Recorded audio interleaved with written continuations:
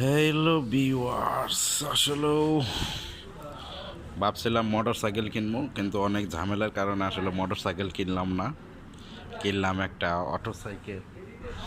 আসলেও এই সাইকেলটা অটো সাইকেল না, অটো গাড়ি, মানে একটা motor cycle, mini motor cycle একে বলে। এটার অনেক সুবিধা আছে, যেমন পুলিশে ধরে না, আবার যেমন কোনো পেট্রোল লাগে না, কিচ্ছু লাগে না, একটু চার্জ লাগে। এটা চার্জও বেশি ইউনিট কারেন্ট পুড়ে না। খুব কম খরচের মধ্যে মনে করলেন যে এক চার্জে এই গাড়িটা আমার সার্ভিস দিতেছে 50 কিলো এক চার্জ। মানে 3 ঘন্টা 3.5 ঘন্টা চার্জ দিই, 50 কিলো যা।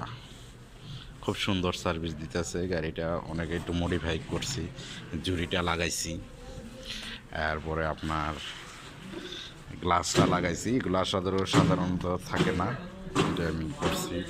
কি সুন্দর মিটার প্লেট, অনেক সুন্দর। সামনে লাইটটি খুব সুন্দর, মানে দেখার মতো লাইট। আবার পিছনেও লাইট আছে, অনেক সুন্দর এলইডি লাইট আছে, মানে রাত হলে অনেক সুন্দর দেখা যায়। এই গাড়িটি এদেশে কিনেছি 1500 রিয়াল দিয়ে, মানে ইন টোটালি সব কিছু মিলে আমার 1500 রিয়াল গেছে, মোটামুটি বাংলাদেশে 50,000 টাকা। ওকে।